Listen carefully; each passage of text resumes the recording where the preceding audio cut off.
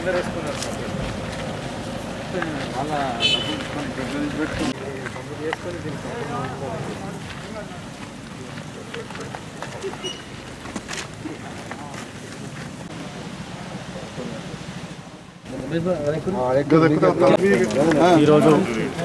పొలాస గ్రామానికి చేసిన పెద్దలు గౌరవనీయులు ఎమ్మెల్యే గారు సంజయ్ కుమార్ గారికి, అట్లాగే ఎస్సీ సంఘం నుండి మాదిగ యువకులు ఒక సుమారు 30 మంది పార్టీలో జాయిన్ కావడానికి ఇచ్చేసినందుకు మా ఎమ్మెల్యే గారికి మరియు స్థానిక యువకులకు అందరికీ స్వాగతం పలుకుతూ, ఈరోజు పార్టీలో జాయిన్ అవడానికి కారణం ఏంటంటే టీఆర్ఎస్ ప్రభుత్వ పథకాలు చూసి ఆకర్షితులై వారు జాయిన్ అవుతున్నందుకు వారికి స్వాగతం తెలుపుతూ, ఇంకా గ్రామంలో అభివృద్ధి కార్యక్రమాలకు కూడా పాల్పంచుకున్నందుకు ఎమ్మెల్యే గారికి మరియు చైర్పర్సన్ గారికి, మార్కెట్ కమిటీ చైర్మన్ దామోదరరావు గారికి, రైతు బంధు సమితి చైర్మన్ రవీందర్ రెడ్డి గారికి, మైపాల్ రెడ్డి గారికి అందరికీ ధన్యవాదాలు.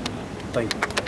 ఈరోజు పొలాస గ్రామంలో ఒక 30 మంది యువకులు ఎస్సీ సంఘం నుండి టీఆర్ఎస్ పార్టీలో జాయిన్ అయినందుకు శుభాకాంక్షలు తెలుపుతూ, మన ప్రభుత్వం తెలంగాణ ప్రభుత్వం చేపట్టిన పథకాలు ఎన్నో ఉన్నాయి. అవన్నీ చూస్తూ వాళ్ళు ఆకర్షులై ఖచ్చితంగా టీఆర్ఎస్ పార్టీని చేరాలని ఉద్దేశంతో పార్టీలో జాయిన్ అయినందుకు మరోసారి శుభాకాంక్షలు తెలుపుతూ, ఈరోజు తెలంగాణ ప్రభుత్వం మన కేసీఆర్ గారు చేపట్టిన పథకాలను చూసి, అభివృద్ధి కార్యక్రమాలను చూసి ఆకర్షితులై మన పార్టీలో చేరేందుకు విచ్చేసిన పొలాస గ్రామ ఎస్సీ కాలనీకి చెందిన 30 మంది యువకులు మన పార్టీలో జాయిన్ అయినారు. వారికి మా అందరి తరఫున కృతజ్ఞతలు తెలుపుతూ స్వాగతం తెలియజేస్తున్నాను. ఇట్టి అవకాశం ఇచ్చిన సంజయ్ కుమార్ గారికి నేడు ప్రభుత్వ పథకాలను ఆకర్షించి నేడు యువకులు ఉత్సాహంగా మన టీఆర్ఎస్ పార్టీలో చేరినందుకు నేను ఎంతో సంతోషిస్తున్నాను. మరియు ఎమ్మెల్యే గారికి, మరి జడ్పీటీసీ గారికి, ఎంపీపీ గారికి, చైర్పర్సన్ గారికి చేసి తొందరగా ఇచ్చినట్టయితే ప్రజలకు అందుబాటులో ఉన్న ప్రభుత్వంగా ఏర్పడుతుంది. కాబట్టి అందరూ టీఆర్ఎస్కు మొగ్గు చూపి యువకులు ముందుకు వచ్చినందుకు, చేరికైనందుకు ధన్యవాదాలు తెలియజేస్తూ ముగిస్తాం. ఈరోజు ప్రమాదవశాత్తు చనిపోయిన 15 గేదెలకు ప్రభుత్వం చేపించిన ఇన్సూరెన్స్ ద్వారా వారికి డబ్బులు వచ్చే విధంగా, వెంటనే అతి తొందరలో డబ్బులు వచ్చే విధంగా కృషి చేసినటువంటి సంజయ్ సార్ గారికి ముందుగా ఆ రైతుల తరఫున కృతజ్ఞతలు తెలియజేస్తున్నాం. ప్రభుత్వ పథకాలు ప్రజలకు అత్యంత తొందరలో అందే విధంగా సంజయ్ సార్ గారు ఎప్పటికప్పుడు అధికారులతో మాట్లాడి ప్రతి ప్రభుత్వ పథకాన్ని ఎప్పటికప్పుడు లబ్ధిదారులకు చేకూర్చే విధంగా వారు కృషి చేస్తున్నారు. ఇట్లాంటి పథకాలు ఎన్నో చూస్తూ ఎప్పటికప్పుడు సార్ ప్రతి చిన్న విషయానికి అందుబాటులో ఉంటూ అందరికీ ఏ చిన్న సమస్య వచ్చినా ఉంటున్న సందర్భంగా ఇంకా ఎంతోమంది కూడా పార్టీకి రావడానికి మొగ్గు చూపుతారు. వారందరికీ పార్టీ తరఫున స్వాగతం తెలియజేస్తున్నాం. ఈ కార్యక్రమంలో పాల్గొన్న నాయకులందరికీ మరోసారి నమస్కారం తెలియజేస్తూ ముగిస్తున్నాం. జై తెలంగాణ. కేసీఆర్ గారి నాయకత్వంలో ఈ రాష్ట్రంలో చేస్తున్నటువంటి అభివృద్ధి సంక్షేమ కార్యక్రమాలను జగిత్యాల నియోజకవర్గంలో పూర్తి స్థాయిలో తీసుకుపోవడానికి మన శాసనసభ్యులు డాక్టర్ సంజయ్ కుమార్ గారు కృషి చేస్తున్న సంగతి మనకు తెలుసు. ప్రభుత్వం చేసిన ఏ కార్యక్రమాన్నైనా జగిత్యాల నియోజకవర్గంలో 100% దాన్ని తీసుకుపోయి లబ్ధి చేకూరే విధంగా వారు ప్రయత్నం చేస్తున్న సంగతి మనందరికీ తెలుసు. వారు చేస్తున్నటువంటి ఈ సంక్షేమ అభివృద్ధి కార్యక్రమాల్లో పాల్గొనడానికి ఈరోజు పాల్గొనడానికి వచ్చేసినటువంటి మన యువ మిత్రులందరూ ఎవరైతే పార్టీలు చేరిన వాళ్ళందరికీ కూడా శుభాకాంక్షలు తెలియజేస్తూ, వీరి చేరికతోని పొలాసలో ఇంకా పార్టీ పటిష్టమైతే తెలియజేస్తూ, మరి రాబోయే ఈ ఖరీఫ్ సీజన్ ధాన్య సేకరణ సందర్భంగా మన గౌరవ శాసనసభ్యులు నిన్నటి రోజు ఏదైతే మంత్రుల సమక్షంలో ఏదైతే రివ్యూ జరిగిందో, జగిత్యాల ప్రాంతంలో గత వేసంగిలో జరిగినటువంటి కొన్ని సమస్యలు, రైతుల సమస్యలను వాస్తవంగా ఒక అధికార పార్టీ శాసనసభ్యులు ఉండి కూడా పూర్తి స్థాయి లోపల వారికి నివేదించి అటువంటి సమస్యలు మళ్ళా పునరావృతం కావద్దని తెలియజెప్పినటువంటి మన గౌరవ శాసనసభ్యులు డాక్టర్ సంజయ్ కుమార్ గారికి మనం జగిత్యాల ప్రాంత రైతాంగం అందరం కూడా కృతజ్ఞత తెలపాలని కోరుకుంటూ రాబోయే కాలంలో ఇంకా మన నియోజకవర్గంలో అభివృద్ధి సంక్షేమ కార్యక్రమాలు ముందుంచడానికి మనందరం కూడా మన ఎమ్మెల్యే గారి వెంట నడవాలని మీ అందరికీ విజ్ఞప్తి చేస్తూ నాకు అవకాశానికి ధన్యవాదాలు. ఏదైతే మన పార్టీ చేస్తున్న అభివృద్ధి కార్యక్రమాలు మరి ముఖ్యమంత్రి గారు తీసుకున్నటువంటి రైతుల పక్షాన కానివ్వండి అన్ని వర్గాలకు మరి ఏదైతే ఇక వివిధ కార్యక్రమాలు చూసి ఆకర్షితులై ఈరోజు గ్రామంలో దాదాపు 30 మంది యువకులు మరి పార్టీలో జాయిన్ అయినందుకు వారికి ముందుగా శుభాకాంక్షలు తెలియదు. అలాగే ఇట్లా ఇంత పూర్తి గ్రామంలో మరి ఇంకా పూర్తి స్థాయిలో కూడా యువకులందరూ జాయిన్ అయ్యి పెద్ద ఎత్తున పార్టీని ఇంకా బలోపేతం చేయాలని కోరుకుంటూ ఈ అవకాశం. మీరందరూ కూడా పులాస పెద్ద గ్రామం కాబట్టి అందరూ కూడా మా నాయకులు అంతకుముందు ఉన్న నాయకులు నరేష్ గారు కావచ్చు, సురేష్ గారు కావచ్చు, అదేవిధంగా వైస్ ఎంపీపీ వీర్ల శంకరన్న ఇంకా కూడా చాలామంది నాయకులు మన పులాస గ్రామంలో ఉంటే వాళ్ళందరూ కూడా ఇప్పుడు జాయిన్ అయిన యువకులు అందరూ కూడా కలిసికట్టుగా కలిసిపోయి మన పులాస గ్రామ అభివృద్ధికి మీరందరూ కూడా కలిసికట్టుగా ఉండి సంజయ్ అన్న గారి ఆధ్వర్యంలో నడవాలని చెప్పేసి మీకు ఏ అభివృద్ధి ఏ సంక్షేమం కావాలన్నా కూడా మేమందరం కూడా మీకు అందుబాటులో ఉంటాం కాబట్టి మీరందరూ కలిసికట్టుగా ఉండాలని తెలియజేస్తూ ఇప్పుడు ఎక్కడ చూసినా కూడా టీఆర్ఎస్ పార్టీలోకి వలసలు రావడం జరుగుతుంది. ఎందుకంటే గత 60 సంవత్సరాల నుండి చూస్తూ ఉంటే అలసిపోయారు. ఎక్కడ చూసినా అభివృద్ధి లేదు, విచ్ఛిన్నం ఉంది.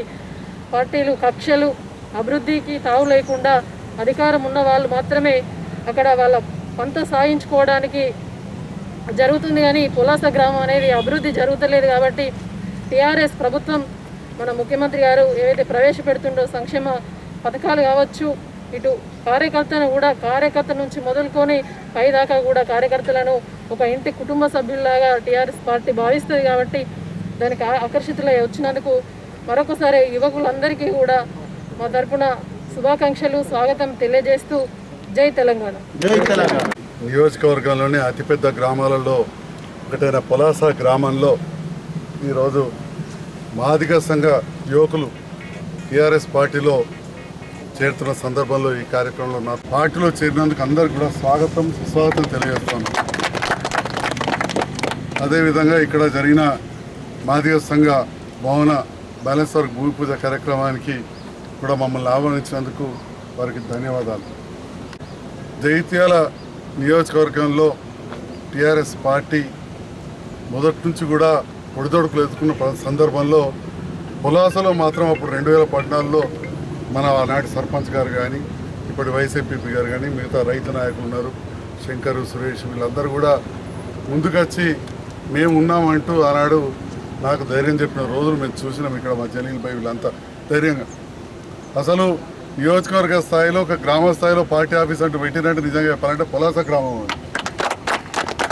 నేను పార్టీ గ్రామ నాయకులందరికీ పేరు పేరున నా హృదయపూర్వక ధన్యవాదాలు తెలియజేస్తాను. ఎందుకంటే ఇది చిన్న విషయం కాదు. పులాస గ్రామంలో బలమైన కాంగ్రెస్ నాయకులు ఉన్నారు, కొంత భారతీయ జనతా పార్టీ ఉన్నది. అలాంటి సందర్భంలో మన నాయకులు ముందుండి ఒక చౌరస్తా మీద పార్టీ ఆఫీస్ పెట్టి ఒకసారి కాదు 2 సార్లు కాదు ఒక 50 సార్లు నన్ను విడిచాడు కూర్చోబెట్టి సొంత ఖర్చుతో ఛాయ్ అయితే తాగించి పంపారు, పక్కా ఛాయ్ తాగించి పంపారు. మరి ఈనాడు కొంత యువత ఆనాటి పరిస్థితుల్లో మాకు కొంత దూరం ఉన్నా వ్యక్తిగతంగా నాకు చాలామంది దగ్గర వాళ్ళు అందరూ కూడా చుట్టం పక్కన లెక్కనే ఉన్నారు. కానీ రాజకీయాలలో కొంత దూరం ఉండి అందరూ కూడా ఈనాడు టీఆర్ఎస్ పార్టీకి గులాబీ కండవ కప్పుకొని వచ్చినందుకు మరొకసారి స్వాగతం సుస్వాగతం తెలియజేస్తాను. ఏ పార్టీ అయినా కానీ ప్రభుత్వం ఉన్నా కానీ పార్టీ కూడా సమానం. పార్టీ అంటే ఒక దైవం లాంటిది. ఎందుకంటే ఏ ప్రభుత్వం ఉన్నా అదొక పలానా పార్టీకి చెందిన ప్రభుత్వం అని చెప్తారు. ప్రభుత్వ పథకాలు ప్రజలకు అందాలంటే ఎన్నో ప్రభుత్వాలు ఎన్నో సంక్షేమ పథకాలు ఇస్తాయి. పార్టీ నాయకులు కీలక పాత్ర వహించాల్సి ఉంటుంది. మన ముఖ్యమంత్రి గారు పార్టీని నడిపే బాధ్యత ఇక్కడ నాకే కాదు 119 చోట్లలో కూడా అయితే శాసనసభ్యులు లేకపోతే పోటీ చేసి ఓడిపోయిన వారికి ఇవ్వడం జరిగింది. కానీ ఎక్కడ బాధ్యత మాదున్నా కానీ మా తర్వాత మన మండల స్థాయి నాయకులు కానీ జిల్లా స్థాయి నాయకులు కానీ స్థానికంగా ఉన్నవాళ్ళు గ్రామస్థాయి నాయకులు అందరి సహకారం ఉన్నప్పుడే పార్టీ బలోపేతం అవుతుంది. మరి ఇవాళ మీ అందరి సహకారంతో ఎన్నడూ లేని విధంగా మనం చాలా చోట్ల స్థానిక సంస్థలలో ఎలక్షన్లు గెలిచినాం. అంతకుముందు ఎప్పుడు కూడా టీఆర్ఎస్ పార్టీ గెలవలేదు. మరి ఇంకా కూడా కొంత వేరే నియోజకవర్గాలకు పోలిస్తే 1-2 కొంత ఓసారి వెనుకబడ్డామేమో అనిపిస్తుంది. ఎందుకంటే ఎప్పుడు కూడా మనం ఇంకా ముందుండడానికి ప్రయత్నం చేయాలి. మరి ఏదైతే ఈ యువత కూడా మరి మా పార్టీలో ఏరిలో టీఆర్ఎస్ పార్టీలో ఏరిలో తప్పకుండా ఇక అది కూడా అధిగమిస్తాం. తర్వాత స్థానిక సంస్థలు కానీ ఏ ఎలక్షన్ జరిగినా కానీ విజయం మనదే ఉంటుందని కూడా మీ అందరికి కూడా తెలియజేస్తాం. మరి ఈరోజు పెద్ద ఎత్తున యువత వచ్చింది. మరి నిజంగా చెప్పాలంటే పోయిన పార్లమెంట్ ఎలక్షన్లో మన ప్రియతమ నాయకురాలు కవిత గారు అందరికీ అంత అందుబాటులో ఉన్నా కానీ మనందరికీ ఆప్యాయత ఉన్నా కానీ ఆ లాస్ట్ మినిట్లో కొన్ని రకాలుగా సోషల్ మీడియాలో తప్పుడు అసత్య ప్రచారం చేసి పెన్షన్లు కేంద్రం ఇస్తుంది లేకపోతే ఇంకేదో ఇస్తుంది అని రకరకాలుగా అసత్య ప్రచారం చేశారు. అప్పుడు యువత కూడా కొంత దేశం కోసం అనుకుంటూ కొంత వెరిదికి వెరు. కానీ ప్రాంతీయ పార్టీలు కూడా ఎంతో గొప్ప పనిచేస్తాయి. ఎందుకంటే మనం అందరం కూడా భారతీయులం. దేశ సమగ్రత కోసం టీఆర్ఎస్ పార్టీ కూడా పనిచేస్తూ ఉంది. ఉదాహరణకు జీఎస్టీ కానీ నోట్ల రద్దు కానీ ఇట్లాంటి కొన్ని విషయాలు ఉన్నప్పుడు మన ప్రభుత్వం కేంద్రానికి ఎన్నో రకాలుగా సహకరించింది.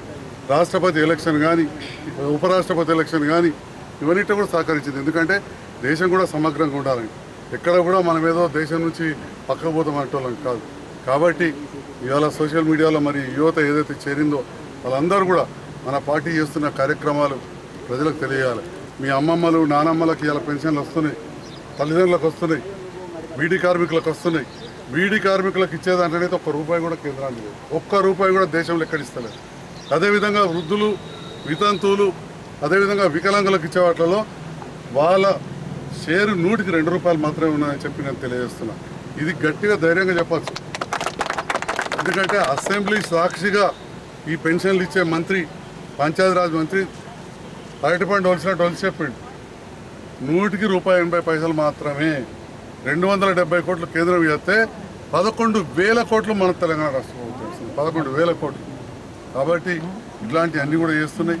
ఇలా రైతు బంధు మనం ఇచ్చిన తర్వాతనే కిసాన్ సమ్మాన్ అని ఒకటి పెట్టాం. మనం ఇచ్చిన తర్వాతనే ఎంత కింద మీద కొడితే 6,000 కంటే కోలకు రావు. ఇవాళ మన దగ్గర 1 ఎకరం భూమి ఉంటే చాలు 10,000 వస్తున్నాయి.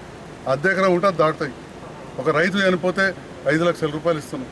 కులాలకు అతీతంగా, మతాలకు అతీతంగా భూమి ఎంతనైనా ఉండని 5 గుంటలు ఉంటే చాలు, పాస్బుక్ ఉంటే చాలు ఇవాళ మనం ఇవ్వడం జరుగుతుంది. ఈ రకంగా ఈ ప్రభుత్వం ఎన్నో కార్యక్రమాలు చేస్తుంది. ఇక్కడ కూడా చాలా కుల సంఘ భవనాలకు నిధులు ఇచ్చినాం.